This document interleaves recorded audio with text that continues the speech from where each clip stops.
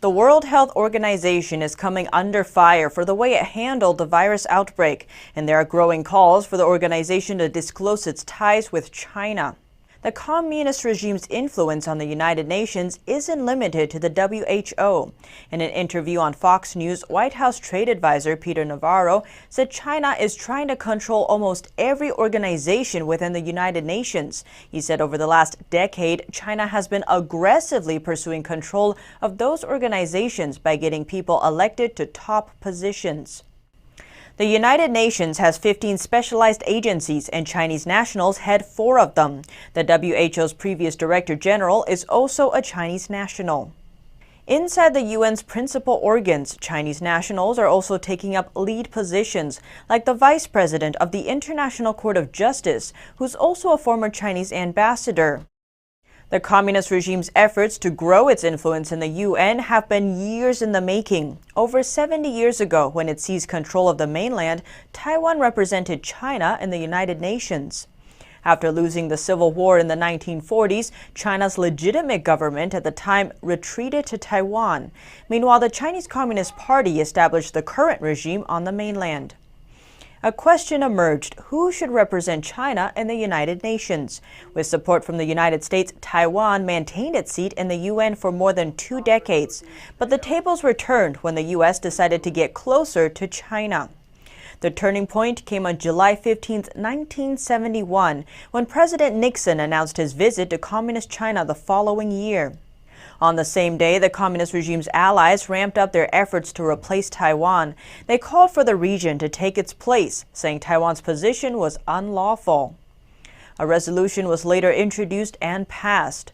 Of the UN members, over 95% of European countries and over 60% of African countries voted for it. 2 days later, Chiang Kai-shek, then president of Taiwan, officially announced Taiwan's withdrawal from the UN. Chiang wrote, "The United Nations that my country helped form is now a hotbed of evil, and history will prove that the Republic of China's declaration of withdrawal will also be the declaration of the destruction of the United Nations." Today, the Chinese Communist regime's influence on the United Nations is evident. One telling example, China's controversial Belt and Road Initiative. Top UN officials have consistently praised this signature project. The Belt and Road Initiative has immense potential. Running through Asia, Europe and Africa, and extended to the whole world, it is far-reaching in geography and in ambition.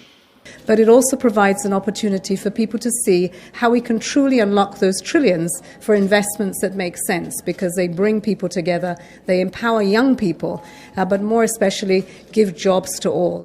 The UN support comes at a time when Beijing is facing growing criticism for overburdening nations with debt and undercutting their sovereignty with the Belt and Road Initiative. Chinese investment does have the potential to address Africa's infrastructure gap, but its approach has led to mounting debt and few, if any, jobs in most countries. When coupled with the political and fiscal pressure, this endangers Africa's natural resources and its long-term economic political stability. Beijing funded infrastructure projects in developing countries through the Belt and Road Initiative. Some countries wound up saddled with debt. When they can't repay the loans, Beijing seizes their key assets. Critics call China's lending practices debt diplomacy. China rolled out the Belt and Road Initiative in 2013. Within 6 years, over 150 countries and organizations had come on board. A Chinese consul general says the UN's strong support has contributed to the project's success. Chinese nationals working in key positions in the UN have played a part in this. In 2016, China signed a deal with the UN promising to pour $20 million into its Peace and Development Fund every year for 10 years. Under the terms, the fund has a steering committee which advises the UN Secretary General on projects. 4 of the 5 members are Chinese nationals. One of them is China's Foreign Vice Minister for Foreign Affairs. He now heads the United Nations Department of Economic and Social Affairs, or DESA. After the fund was established, China asked DESA to do a study looking at how the Belt and Road Initiative could help with the UN's development goals. A top economist at DESA conducted the study.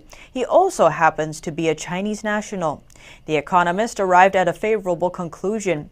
His report says the spirit of the Belt and Road Initiative, quote, is to a large extent in line with that of the 2030 Agenda for Sustainable Development. China has been successful at planting its delegates inside the UN. Media reports suggest Beijing was able to do this by leveraging its relationship with Africa. In 2019, China's deputy agricultural minister was elected as the head of the UN Food and Agriculture Organization. He won by a comfortable margin. Over half of the member states voted for him. The UN Food and Agriculture Organization is critical for global food security and agricultural industries. It sets international standards for food and animal safety. French media reports Beijing spent more than $200 million on erasing debt for some African countries and ramping up donations in exchanges for votes. 2 months after, China forgave more than $70 million of debt to Cameroon, a country in Central Africa. Its candidate announced he was quitting the race. China also erased large amounts of debt for other African countries, the Congo, Zambia, Madagascar, and the list continues. The report says China asked its allies to snap a photo of their ballot in the voting booth for evidence of their choice before releasing the funds. The French delegation tried to stop representatives from bringing their phones to the booth, but China and its allies opposed. China holds significant leverage over Africa via its debt. 10 years ago, Africa owed minimal debt to China. Today, Beijing is the largest creditor to Africa. Countries on the continent owe China more than $140 billion. Africa expert David Shin says China is interested in Africa in part because of the political support it can provide in the United Nations. When it comes to voting in UN specialized agencies, numbers count. 54 African countries means 54 votes. In an interview with China Knowledge, Shin said if China has the support of most of the African countries, then it has a big block of votes for defending its position, particularly in a place like the UN's Human Rights Council.